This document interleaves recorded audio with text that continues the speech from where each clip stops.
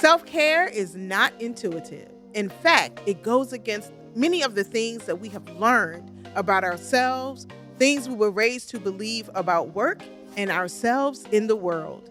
I'm here to change that. I'm here to change the narrative and blow up the self-care box. I'm your host, Desiree Rue, licensed clinical social worker, self-care strategist, freelance writer, a lover, and a fighter. And I'm Self Cares AF. And this is Self Cares AF, the podcast. You ask me, and I answer the questions that get you out of the box and into the life that lights you up from the inside out. Hello again. It's me, and welcome to Self Cares AF, the podcast. I am Desiree Rue. I'm your hostess with the mostess. And it is my pleasure to be here with you today to pick up where we left off. The last time we gathered, we came together, we sat down, we talked about shame and self-care. And I said we were going to do a part 1 and a part 2. So this is part 2 of that conversation.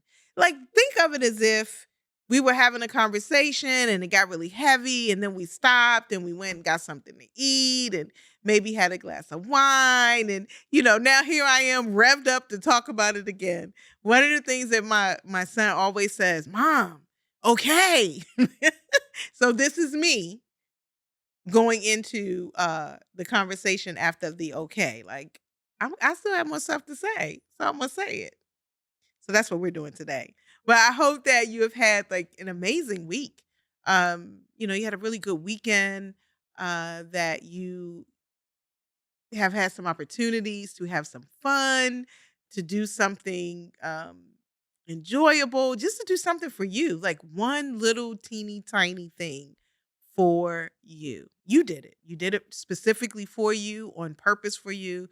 That is always my wish for you. That find the time. I did I've been doing for the last 3 weeks Instagram lives, and I call them Recharge and Thrive Wednesdays. Now listen, as much as I love to talk, those Instagram lives are not my favorite thing to do, but I feel that they're important to do. I do them on Wednesdays, and I do them they're 30 minutes. They start at 8 a.m. So if you're not following me on Instagram, please do. And you are more than welcome to pop in. I try to give a little, like, 15-minute tidbit lesson and on self-care and just a little something to get you through the day and the rest of the week.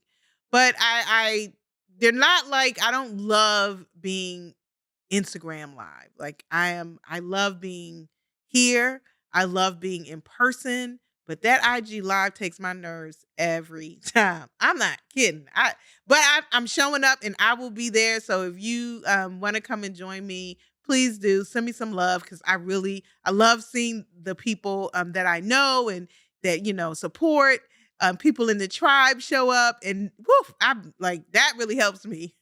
So come on through if you get an opportunity. But I've been doing these things on Wednesday to sort of, like I say, fill in what I see as a gap, what I see as a needed conversation, because again, so many people are just trying so hard to do, everything. You get to the fork in the road and you try to decide, do I choose to finish this work, or do I choose to go to the bathroom? Do I choose to do this one last thing for them, him, her, they, or do I do this one thing I wanted to do for me real quick? And usually, most people come to that fork in the road and they do not choose themselves. So that Wednesday conversation is about, similar to what we're doing now. Just some quick tidbits around how to choose yourself, give yourself what you need, and move through the rest of your week. So, come on through. I'm talking all the time. I'm talking here, I'm talking there, I'm talking everywhere. So please, because I really, really want for you to understand that self-care has no limits for you. It has no boundaries. It is whatever you want to do for you. It is not just massages. It can be that if that's your jam. It's not just taking time off, but it's also being very intentional about what you want. It's being able to answer the question, who am I? And giving yourself that. Whatever it is, whatever your answer is, who am I? So in part one, we talked about shame and we talked about our who we are being tied to what we do. So in this part two, now that we know about it, right? What we gonna do about it? And I really want to talk through that with you because I want you to have the tools that you need. There is a reason why self-care is very difficult. And it's a reason why we are very much focused on doing. Because doing is the thing that has been passed down to all of us, right? You have been asked, what do you want to do? What do you want to be? Since you the first day you started school, someone asked you, what did you want to do? What did you want to be? Everything about your life, you have been being groomed to do something. You know, we're taught how to do dishes at home. I remember my lesson was you need to learn how to clean a kitchen. So when you get your own kitchen, your house will be clean. I said the same thing to my own son. But I added, because if your kitchen ain't clean, I'm not eating in there. So, okay, right? Remember that? Right? Everything that we learn to do, you need to learn how to wash your clothes so that you can wash your own clothes, so that you can keep your family's clothes clean.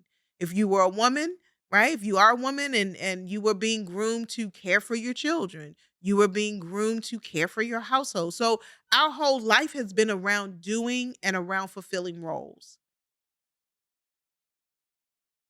And we haven't had as much energy put into being and discovering who we are and feeding those things. That's all. So it's not your fault. You are doing exactly what you were made to do. Focused on your doing, right? Who would you went to school to learn to do a certain thing. Then you got a job to do that thing. And every other thing you've wanted to do, you've had to get training around it to make you better at it, more efficient in it. We get trainings to do, but we don't get a lot of trainings around being. And so we end up believing that it's an either or. I'm either going to be or I'm going to do. And we choose doing. Why? Because it is the doing that other people see. It is the doing that other people comment on, praise, we get our emotional rewards from. But the being is the thing that we do for ourselves. Nobody sees that part. Nobody gets that part but you. So let's talk in this part two about how to be with your self-care. Getting back to you, because there's so many of us who are in transitions in life. We're getting older. I just had a really big milestone birthday. I think we talked about it. I turned 55. Yeah, 55 and fine. You know, I still feel, I don't know, 35, 40. My knees, my back, they feel 55, okay? But you know, you put the right song on, them knees, they got good muscle memory, okay? They got good memory. So in these transitions, as we go through life, we are getting further away from doing. As we get older, we start doing less. And what happens is when we're defined by what we do, when we no longer have it to do, it makes us confused. It makes us feel stagnant. It makes us feel like we don't know because we don't, because we haven't really spent enough time with ourselves. So when that part goes away, ourselves, the part of us that still remains, still remains. For many of us, we're building who that person was because we let that person go when we started doing. It didn't grow up with us. We put it off and we said, you know, when this happens, when I finish this, then I'll get to me. And that's always been the worst model It's not the model that's sustainable. It's why retirement is so hard. It is why saying no is so hard. So, how do you get back to you? How do you, and if you are not in a place where you have gone so far away from yourself, how do you stay in place? Big questions, not easy answers, but the answer definitely starts with you. And at the end of part one, I asked you a question. I asked you, if you removed all of your titles, your work title, your church title, your family title, if you weren't anything, if you weren't, if you didn't have the title mom, dad, sister, brother, uncle, auntie, if you weren't the director, the chief executive officer, the chief financial officer, the treasurer, the president, the lead, the chair, if you weren't any of those things and you were just you, who is that? And that is what you have to spend some time knowing now, today. That cannot be put off because by the time you lose all these other roles, you may get to a place where you don't know who you are. Sets in depression, sets in anxiety. And it's okay that you didn't spend time knowing that because you were never taught to do that. You were probably never even given permission. So, what are some of the things that you can do to get back to yourself? Number one, recognize your mask. What do you mean? Recognize my mask. Recognize the mask that you wear. I believe that we wear three masks. We wear the mask that people can see, right? That's when we're smiling. That's when we are wearing our degrees. That's when we are wearing our titles. That's the part that people can see. That's our clothes. Those are the things that we, um, the things that we have that people can see about us and make judgment about us about, you know. Just like a person can be very confused because they see you driving a really nice car and you have a really nice home and you have nice things, they can become very confused that your life is perfect. Like you good. And in fact, you really might not be. Right. So that's that first mask, that first layer of masking. And then there's that second layer. So it's the part that people can see. And then there's that second mask is the person that you want to be. It's not necessarily the person that you are, right?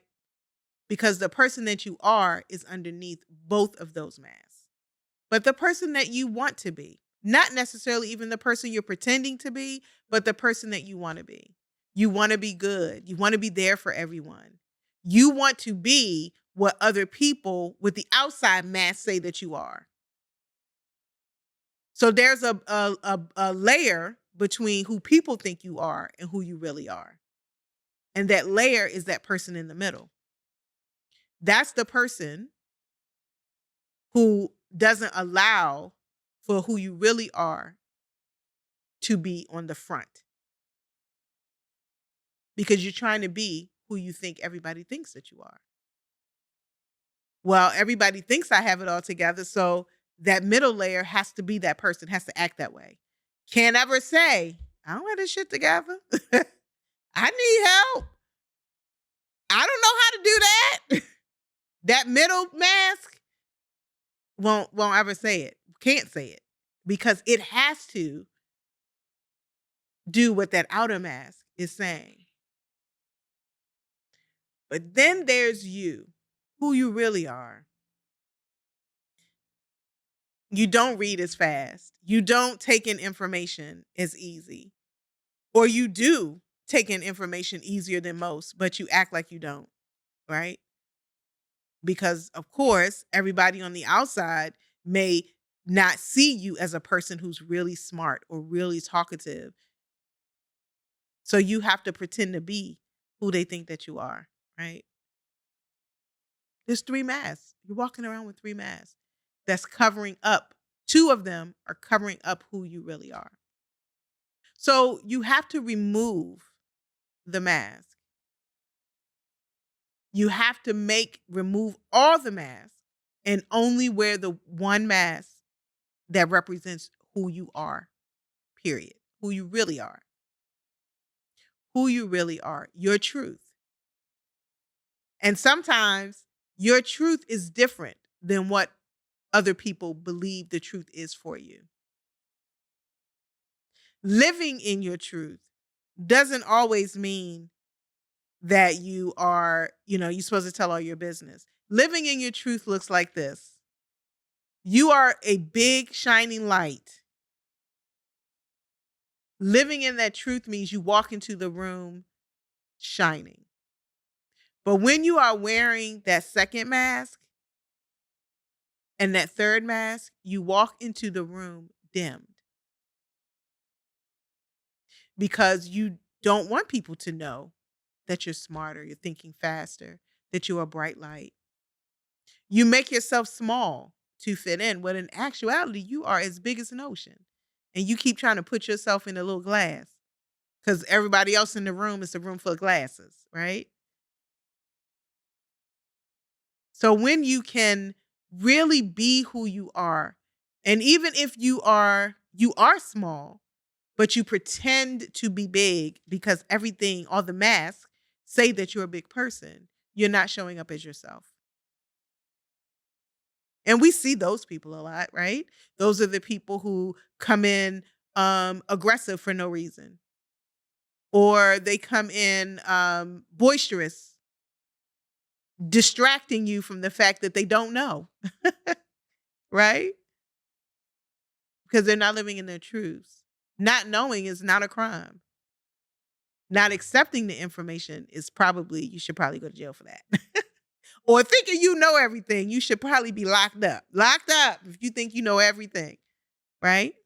So, number 1, take off the mask and only present as who you are. Stop being small. Stop being afraid. Well, how do I just stop? I don't know how to stop. I don't know how to do it. You try being yourself in one small way and adding to it every day. You know what? I never really did like onions. I don't want none. But you've been eating them because everybody else around you was eating them. And you felt like that was what you were supposed to like. But it's okay. Start there, like something very small that truly represents you. I never did really like wearing dresses all the time. I'm gonna start wearing pants because I love a pantsuit. Just something small. And every day, build upon it. I don't really like lemon with my water, but I always get it because that's what everybody else was doing. Being true. Starting very small, building up to where you can truly show up as yourself, your quirky self, your quiet self, your boisterous self, if that's who you are, your innovative self, your creative self. How many of you are hiding like all these talents? I have a friend, and I swear every time we get together, she doing something else. Lord, I didn't know she could sing. She can paint. I'm like, girl, what else? Every time I come around you, you show up, you show something different. And that's because she is allowing more of herself to come out. And who she is and what she does is 2 different things. Because her profession did not require singing, did not require arts and crafts, did not require being able to paint, did not require this creative mind, this creativity that she has. And she's been hiding who she really is for a really long time. Now she's coming back to it. I love it. So it's like I just want to go see her and like, okay, what I'm gonna get this time? Last time you were singing. This time you're doing this, right? I just feel like she's just like, amazing. Every time I get something new, she's like a Christmas present. So again, your true self. taking those masks off. And you can do that now. That's not something you got to wait until you retire to do, right? That's not something you got to wait until you get this next title or this next role. That is something that you can do right now that does not require any money. It just requires you. And as you evolve and grow, you evolve and grow, period. Not the title doesn't make that for you, not the role, just you. So that's one thing. You can take off the mask. And two, again, starting in those very small, simple ways, but they're intentional. And three, focusing on you. See, we tend to focus on the things around us. We tend to focus on what we don't have, and we don't really focus on what we do have. But we're really quick to, because we're always in a state of want and goals, right? We're always trying to achieve something. And what happens when we're trying to achieve something, we don't give credit for the things that we have now because technically it doesn't count until we've achieved it. So you don't get the benefits of knowing that you've accomplished something. You're so far in the future, you don't get to see your present, or you so caught up in the past about why you can't do things and why things didn't happen for you that you can't see where you are right now, the change that you've made, the decisions that you make now that are great, the position that you're in. So you continue to live, your feelings are still in the past, but your present is amazing. Or your feelings are in the future, still in the crux of trying to get. You still got hustle and grind feelings when actually right now you got something amazing going on and you can't even feel it or acknowledge it or recognize it because you're so far ahead from it. So focus on you, meaning pretend you are just here. It's just you. If there was no one to judge you or to say you look nice or to say you look bad or to see your car and make a judgment about you or look at your purse or see what trips you've been going on. If there was no one doing that, what would you be doing? Hopefully still the same things. And that is when I say focus on you and not focus on those things, that is what I mean. That those things should not have any basis or be in any of the criterias for what you get. Yes, we know that people watch us and see us, but comparison is the thief of joy. It steals it. Like straight up, like busts upside their head and just take it. Steals it. Comparison.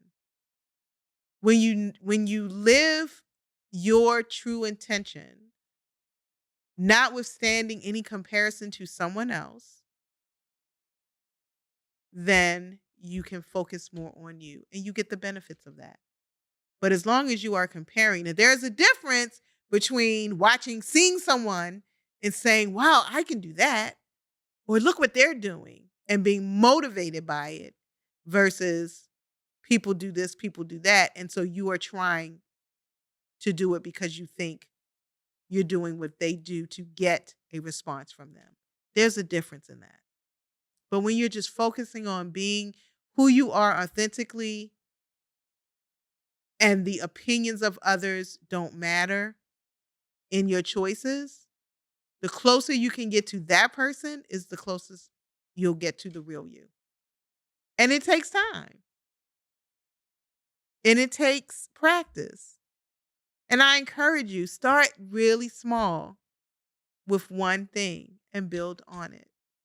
Shame, comparison, focus on other things should not be the thing that keeps you from living your full life today. You do not have to live vicariously through anyone. You can live vicariously within yourself. Get to you today, right now. Don't wait another second. Get to you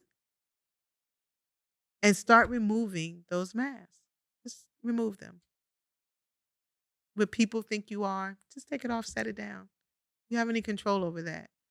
You trying to be who you think people think you are, take that one off. It's helping to build up all that stress and overwhelm. and just simply wear the mask of who you really are, who you are, your identity without all those things. Okay? Can you do that? Will you do that? Well, listen, it's okay if what I'm saying to you sounds really hard and you don't think you can do it, because guess what? I'm here to help you. I'm here to help you. I have an offer or something available to you, very low cost, $47.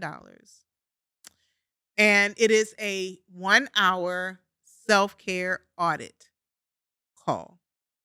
And what we will do in that hour is literally sit down and go through your mask to get to you in 1 hour. I can do it in an hour. I can tell you where you are stuck, and I can help you to build some activities to start to move you out of it. Now, of course, it will take more and longer time to really, because it takes practice. And I do have there you can work with me one-on-one, and there are courses. I do have courses. I can here for you.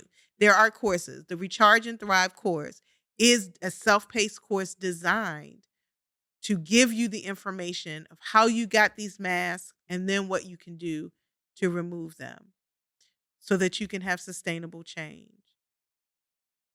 But before even that, you have an opportunity to work with me in an hour so that I can help get you unstuck and moving and moving and moving. And I want to do that.